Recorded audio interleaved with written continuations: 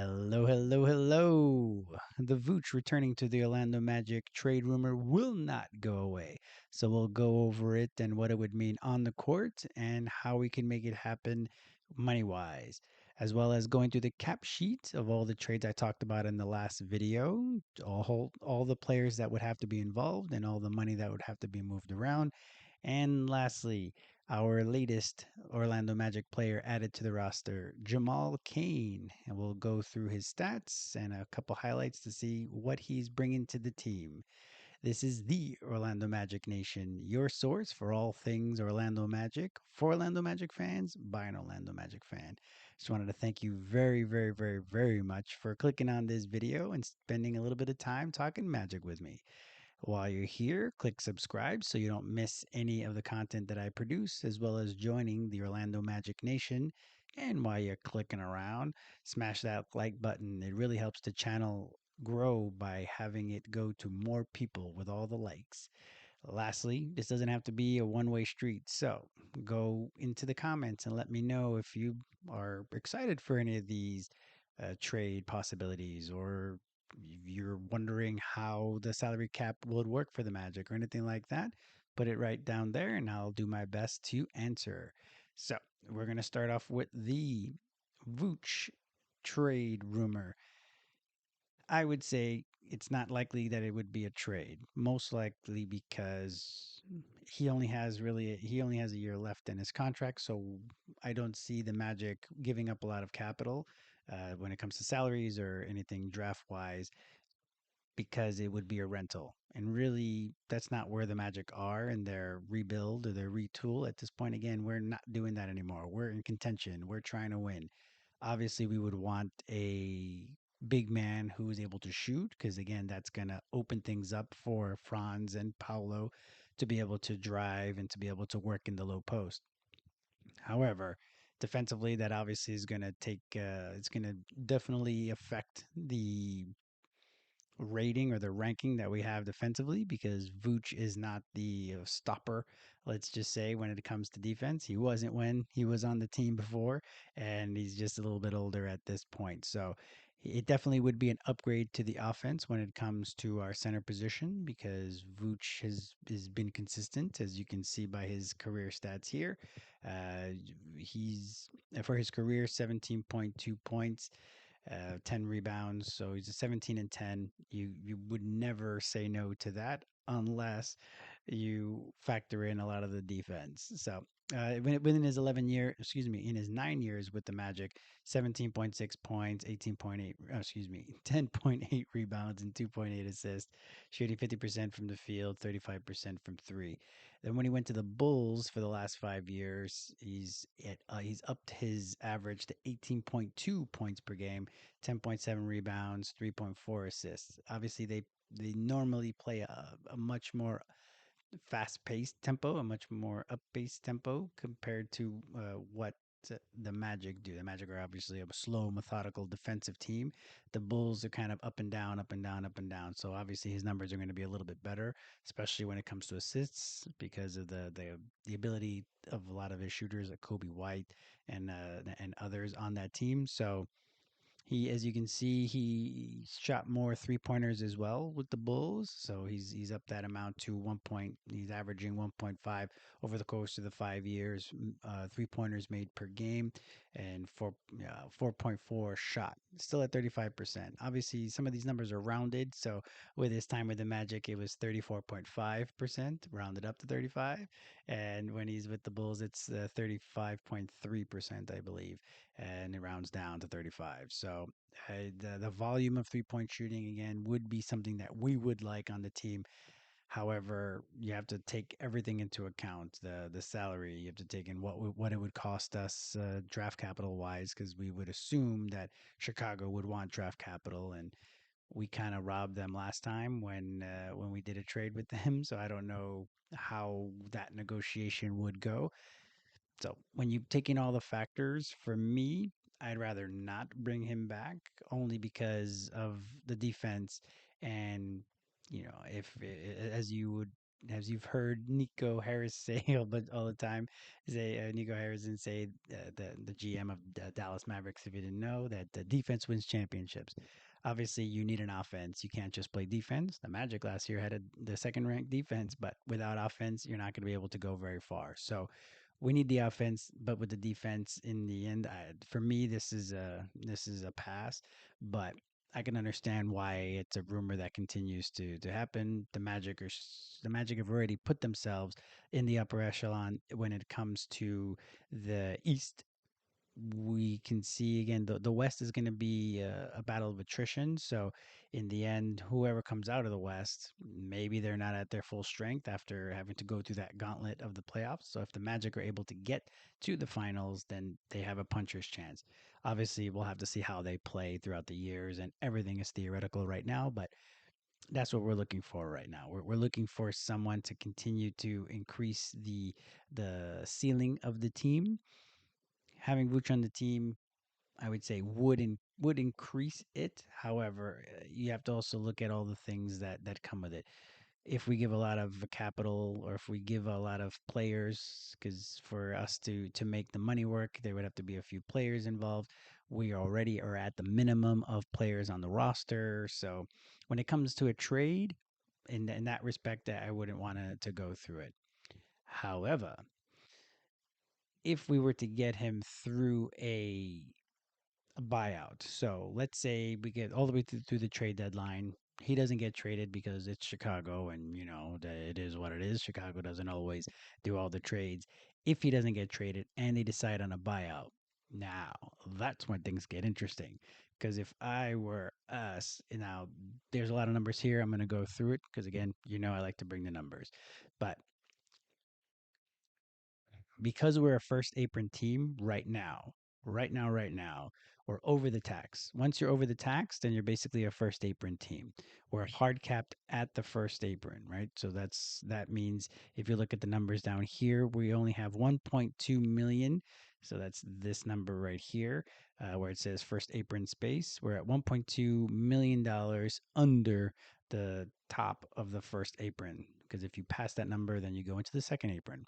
So that's where we are right now. We would need to make a trade to be able to bring in Vooch, even through a buyout. Because we're a first apron team, we can't just get any buyout candidate that was making more than $14.1 million when before they got bought out. You understand that? So again, because right now he makes more than $14.1 million. If we continue to be a first apron team, which means we're above the luxury tax, then we can't just wait for him to be bought out and for us to sign him. Okay, so what we would have to do is to get below the luxury tax. So you see the luxury tax on that first column where it says 2025 2026, where it says tax number and allocations. So right now we're $5.5 million over the luxury tax. So we would need to get under the luxury tax so that we're able to bring in Vooch. Now, everyone talks about getting rid of Jet. I even talked about it in my last video. If we trade Jet, that would get us under the tax. Well, I actually physically ran the numbers, and turns out if the numbers that are on Spot Track are correct, we actually can trade Jet, but we still in the end are over the tax, just barely, as you see, by 45 grand. So that's not. I thought it was just going to be a nice, easy thing, just jettison Jet for second round draft picks or something like that, and then we're under the tax. Turns out that's not the case. So we would need to go to guys that are more expensive than Jet, which would then be Tyus Jones, that would be Goga Batadze, that would be Anthony Black. Those would be the type of players until you start getting to the Wendell Carters, the Jonathan Isaacs who are at 15 million, stuff like that. So if we just are trying to get to somebody more than 5 million, because that's what Jet's making this year, 5.5. If we're looking for the next tier up after that, then that goes straight to Tyus at $7 million. So then we'd be getting rid of Tyus, or trading Tyus away so that again it could give us a bit of flexibility to get under the luxury tax. But in this example, if we were to be trading Goga without bringing anybody in, So this is just Goga going out. Again, we would likely be creating a trade exception there. It gets a little more complicated, but let's just say in this example to make it easy, Goga is the only thing going out. So then now, in that case, now we're under the tax, as you see in that third column where it says WO without Goga 2526. Right there, we're at $2.7 million under the luxury tax. So there, then we're able to bring in Vooch. We're able to bring him in then at that point. So that last column there says with Vooch. So that's with Vooch and without Goga. These are the numbers that it goes because we'll be able to sign him if unless they do some sort of Dame signing for whatever reason and we pay him way more. If he goes for the veteran minimum, since he's already getting the buyout from the Chicago Bulls, then the minimum is $3.4 million for how many years of service Vooch has. Vooch has, I think it's well at least 14 years. Just those, I think it's 15 years of service at this point. So the minimum that he can sign for is $3.4 million, but it's prorated. So the NBA season, I know I'm throwing a lot of numbers out. So if you need to if you need to rewind, please feel to rewind. There's about typically 70 to 65 days after the trade deadline, so we'd be able to prorate the amount of the $3.4 million. We prorate it. If you prorate it, it's about $19.6 thousand per day. So if you multiply that, then you end up to about $1.3 million. So that's the difference between the $2.7 million difference in the luxury tax and the 1.3 million.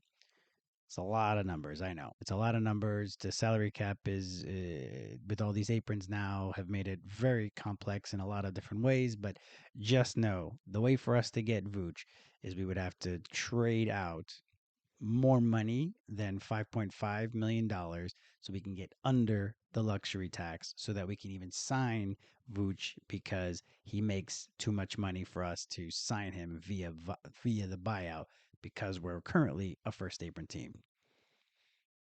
If you got to rewind that a couple times, I get it. Don't you worry. Feel free also to add down in the comments if it's a bit confusing. I can write it out a bit more and be able to go through that line by line. But just know we can do it. Ideally, it'd be via buyout, and we will have to do some finagling of the books to be able to get under the luxury tax so that then we can get Vooch back on the Magic. Now, if it's via buyout, I think he could be obviously a valuable piece in the playoffs for just his offense. Defensively, we'd have to hide him, so I think he would have to come off the bench, just because if we're with the starters, I don't know. In the end, I worry about his defense a lot, but I think it's worth the gamble at that point because then we're really only getting rid of, let's say, one player as opposed to getting rid of a bunch of different players. If it's a one-to-one thing, then again, it helps out with our roster size and all of the other things that come with that. So if in the playoffs, he hasn't been in the playoffs too often, but again, the Magic would be a better offense with him on the team. And again, I think it would really detract from our defense. So for me, via trade, no. Me via buyout, we can give it a shot. It's only a rental. We would have given up a valuable piece in Goga in this example, but I think at that point with the Magic ceiling, what we're trying to hit, if we add Vooch at the end of at the end of the trade deadline, then that really would, I think, increase our ceiling a bit. But tell me what you think. Put it in the comments if you think that that's crazy and we shouldn't do that. Feel free to let me know. Now, for the other trades. Now, let me go here just to make sure that I'm clicking away. So you see my little mouse here. So, one of the trades yesterday I was that was being discussed was something for revolving around Dalton Connect. So as you see, Dalton Connect only makes $4 million. $4 million, 10,000, 4 million, $10,000. So not that much. So there was one bit that was talking about the Dalton Connect for Goga Batadze. You're like, okay, Goga makes 8.3 million. Dalton makes 4 million. Again, because we're hard capped at the apron. Now, in this example, we're not caring about the luxury tax anymore. That was only for Vooch, only so we can sign him. But for this transaction here, we have to worry about the first apron, and since we're hard locked at the first apron, we only have, as you saw, $1.2 million. We only have, we have here $1.2 million to play with, which is on the far left column there. So we can't take back more. Basically, we can't take back more salary unless it's 1.2 million, and it's right on the dot. So Dalton Connect for Goga, there's a $4 million difference here. So to make the numbers work, we'd likely have to have both Dalton Connect and Jackson Hayes right there. That's about 7.4 million for Goga's 8.3. We get rid of that, and in the end, I know in that first example we would end up being under because we're giving up the higher salary player and we're bringing back 4 million. So for us, that's fine. But if you look down at what the Lakers are doing, the Lakers are also hard capped at the first apron, basically the same exact situation as us. So they couldn't do that trade straight up for Dalton Connect and Goga. So for them, it would also have to be, let's say, Dalton Connect and Jackson Hayes for Goga. That would have to be the trade in the end for them because again, they're also hard capped at the first apron. So in that respect, we're getting back a center plus Dalton Connect.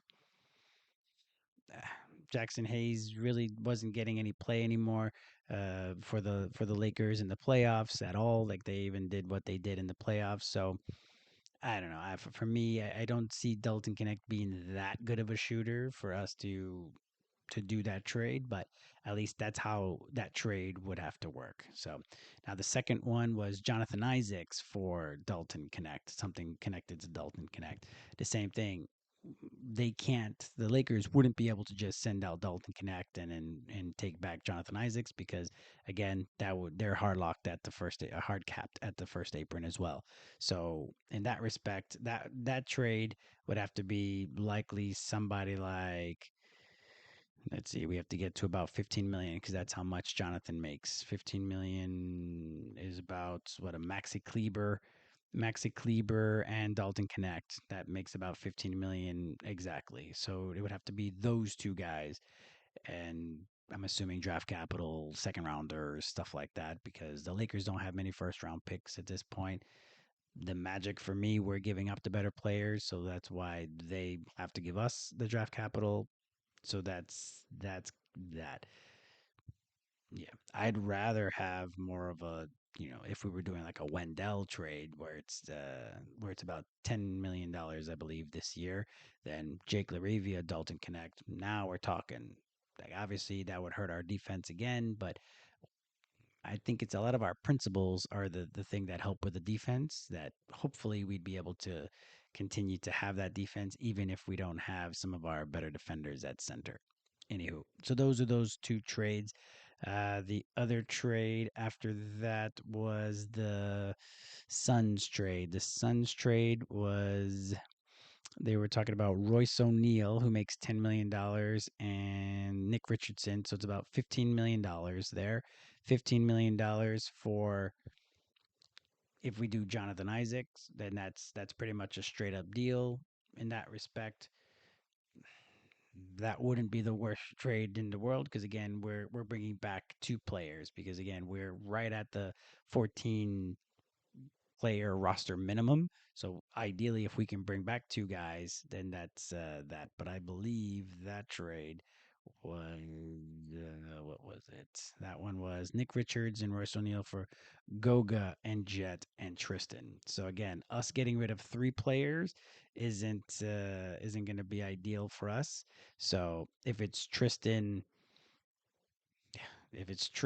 Jet, and Goga, for me that's definitely a no at that point. If we're getting rid of just Jonathan Isaacs for those two guys, now we're talking. I think there we can we can talk at that point because then Nick Richards is only it's $5 million, but because of his injury history and all that other stuff, we might be able to get him pretty cheap because we would need a center moving forward.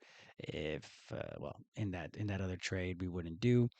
Royce O'Neal is a little bit older. He still has a couple years left on his deal, but he's a good enough shooter that in that type of trade I'd be more interested. But Goga, Jet, and Tristan, for me, that's us paying way too much, and that's not something that I personally would do. But again, tell me what you guys think on there.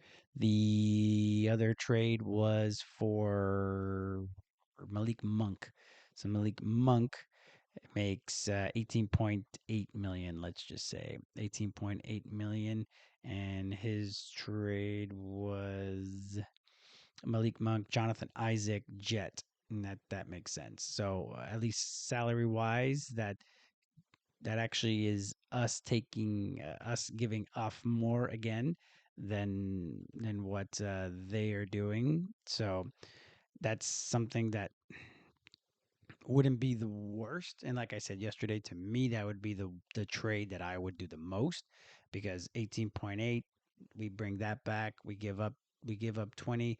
Jet at this point hasn't really proven too much, and we need somebody off the bench that's going to be able to score. Really, we can't really mess around at that point. So that's really the big one that we would that for me if we were going to do a trade, hopefully we would do a trade like this where we're losing one kind of asset in Jet because we don't really know what he is, and hopefully he can get another opportunity in a different environment in Sacramento and just green light to shoot and doesn't have to worry about the defense and just shoot.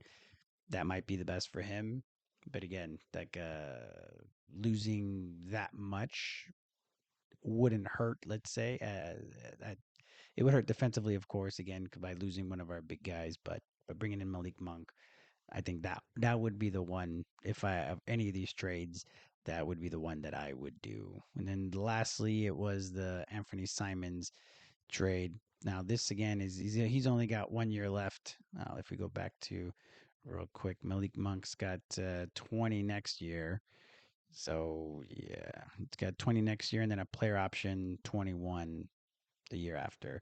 So it's not bad. Again, for me, that would be the trade if I was going to do a trade. Anthony Simons. Anthony Simons, he has 1 year left. So it's basically a rental in this case. So 27 million. And I think in that trade, it was like Jonathan and Goga and Tristan because that's what would it make because Tristan makes 3 point something million. Goga's at 8.3 and Jonathan Isaac is at 15. So that's how you get the money to work in that one. And again, that's three players for one. Then we'd have to sign a few veteran minimums, which again isn't the worst thing in the world. But again, like I said, minimum is 3.4 million for like 10 years plus years of service. If you get a person with 1 year of service, the minimum I think is $2 million, something like that. So even then we would be struggling to scrape together the money because the just for Anthony Simons, we are losing three players, and that basically gets it right at the amounts for salary matching purposes. So there, not only are we helping the Celtics, but we're also hurting ourselves. I feel Anthony Simons is a good shooter, a good player, but his defense is so bad that I think it really would suffer, and it really would hurt the team in that respect. So for me, that's a big heck no for me on that one. So those are all the just for people. I saw some questions about salary caps and stuff like that, and why don't we do this? Why don't we do that? That kind of gives you a full overview of all the trade possibilities, how it would work, who would have to be involved. I don't know. For me again, for me, if I had to choose of those one, two, three, four, five trade possibilities plus Vooch, let's say six trade possibilities, the only one that I would do is the Malik Monk one. That's the only one that I would do just because it's for the amount that we're giving up and what we're getting in return. I feel like that's worth the gamble. Whenever you do a trade, it's kind of a gamble as it is on how they're going to fit onto our team and yakety yak. So that's what I would do. Again, if we get Vooch via buyout, that's great. We'd have to do a little finagling to get under the salary cap, but that's something that Jeff has been shown now to be very aggressive. So that'd be great. We don't have that much draft capital to be messing with, but I don't know how what position of strength he'll be able to work from, but that'll be that's why he gets paid the big bucks. So for me, that's not a big deal. The rest of them, Anthony Simons, no. Again, with the Lakers, if we're able to do a few more things, maybe the same thing with the Phoenix Suns one. The Phoenix Suns one would probably be my second choice of all the other options for trades, but that's that for the salary cap. Again, pause if you need to pause, rewind if you need to rewind. Write in the comments if you have questions. I'll be able to answer. So that's all the money talk having to do with all the trades for that there. Lastly, like I mentioned, we've added a new two-way player. So right now we have two of our two-way spots taken. We have one more left. So we've added Jamal Cain to the show or to the show to the team. He's a very athletic wing. So if I'm gonna start playing the highlights, and I'll talk a little bit while those are playing. So he's pretty athletic. If you see, whoop, there's a nice alley. He's a very good cutter. It looks like he's a bit inconsistent when it comes to shooting the threes. So of course these are highlights. So he's gonna hit a bunch of the threes that he shoots in on this video. But as you see, he's a good roller to the basket. He's good at cutting, which is great. With all the spacing we should be creating, with all the 3-point shooting that we're gonna have this year, with Tyus shooting and Jalen back shooting, and Franz not with that weird hitch that he does, and all this other stuff. Desmond coming in, the new 3D shooting threes. Let's hope that that's gonna be something that would open things up. And if Jamal has to play, then he's open or he's again available to do the cutting because that's something that Tristan was doing pretty good at a bit last year when he was in. So hopefully, if Jamal has to play, then the lanes are wide open for him to be able to do these cuts. So again, he's a it's possible for him to shoot threes.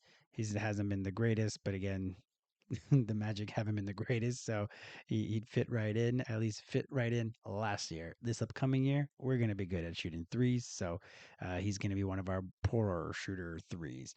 So for his career, 81 games, 4.7 points per game, 2 rebounds, zero point 0.5 assists, so nothing to write home with. Again, a lot of these guys at the end of the bench, it's sometimes it's opportunity, but sometimes it's just inconsistency. So like he's just been inconsistent with a shot. He hasn't just he's been developing in the G League a little bit. He's gotten a good amount of run. Last year with the Pelicans, he had 37 games played. As you know, they were injured, very very injured last year. You may not know, but that's what it was. 5.3 points per game, 2 rebounds a game, zero point 0.6 assists a game. Shot 43% from the field, 32% from three while he was with the Pelicans. His games, like if you see a lot of the highlights from those games, they're in the blowout, so he wasn't really even getting so much playing time with the Pelicans as injured as they were. So it really just shows that he's definitely he's he's developing. He's working hard. He's holding on for dear life in that NBA dream. So hopefully he's found something this summer and he's able to really use that athleticism as you see in these highlights to not only thrive and be in the dunker spot like most of the time he is in a lot of these highlights, but he's able to get that shot better. He can be the Trevelyan Queen that we need this year because again we're only going into the season with the minimum amount of players on the team, so we're gonna likely need to activate our two-way guys. So they better be ready, to be honest, at this point. Hopefully, we're not going to need them too much due to injury, but either way, they can only, because we only have 14 players, starting the season, or 14 players on roster. Our two-way guys, all three of them could max play 90 games. So that's going to be the thing as well that we have to monitor. That again, hopefully we don't have to worry about because of injury, and we're going to be healthy and all of that. But let's just make sure that, let's hope that's not the case. But when he did get, just to put a button on all these numbers, the last 7 games he played, 7 games, he scored 14.7 points, 4 rebounds, zero point 0.9 assists. I'm cherry picking not the 7 games. Those are the last 7 games of last year when he ended up with a lot of playing time, just because their season had been over a long time ago. But for whatever reason, he got into the game, so he was able to produce on those 7 games. He's not going to likely have to be on the court too much, again, because we're going to be healthy this year. But if he ended up having to get a good amount of run in any of these games, then he can. He can score, and that's all we can. That's all we can ask. If he can shoot 36% from three, that's going to go a long way for him to see the court. Defensively, he's also not like he's athletic, as you see, so as long as we get him into the system is what it is, and we get him working and needing to prove himself, because I believe this is the last year. Yes, this will be his fourth year. This will be his last year to be eligible for a two-way. So he really needs to stick as best as possible this year. So that could be a benefit for us in the Magic. So yeah, so that's Jamal. A little bit about Jamal. I'm gonna start. Oops, let's put that there. So I'm gonna just to give you a bit of a preview on here. As you see, I have different backgrounds every so often. I travel a lot, so I always am going to be bringing you guys along with me, but just know that they're going to have different backgrounds and things are going to be a little bit different. Sometimes I might not have my mic, might not have my ring.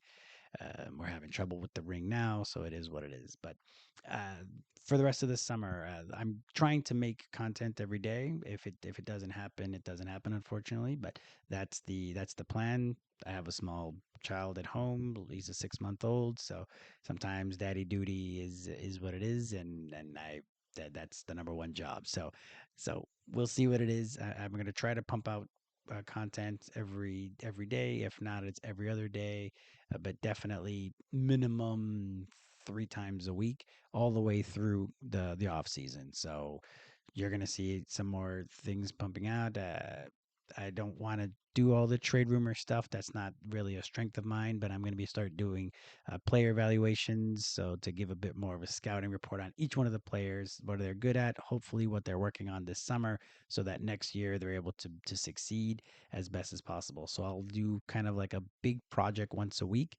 Um, I want to do like a retrospective of the team as a whole. I'm really deep diving into the history. I want to give that, looking at the statistics of my videos. Most of the guys, 98% guys, and mostly 35 to 54 years of age. So that brings us to all the guys that were there at the beginning in 90 or 89, and then some people that don't even remember the Shaq era. So this is why I want to start doing a bit of the history of the team, just so that I can learn some stuff, which I've already started learning a bunch of cool stuff. At least I find it cool, and I want to share that with you guys. So there'll be a few big projects along the way in the summer that might come out once a month or once every few weeks. But the idea is to continue to provide quality content for you guys as much as possible through this time where we're waiting for the NBA to come back in August. Eurobasket will be something. We'll have a few players in that, so I can talk about that as well. So just know I'm here for you. I'm trying to get you knowledgeable about the first aprons. I'm also trying to give as much information for those that aren't on Twitter all day and they got jobs and all of that. I'm trying to put it all together to give to you. So just letting you know that that's the case. Probably I'll also have to vamp a little bit at the end, not vamp, but just give you a little more information in the end, like I'm doing now, just so that you know what's happening, because I want to keep you aware of all the stuff that's going on with me. So again, so that this is what it is. We're in this together, and I just want to make sure you have all the information and make sure that you're entertained and you're learning something along the way while listening to all my blah blah. So again, I really appreciate you spending time with me. Click subscribe so you don't miss out on all the cool stuff that I'm trying to work on or that I'm working on and I'm going to provide during the summer, the end of summer, early fall, before the season starts. So click that like button, leave a comment, do all the YouTube things you're supposed to do. I really appreciate you spending time again, and I hope you are having a great day.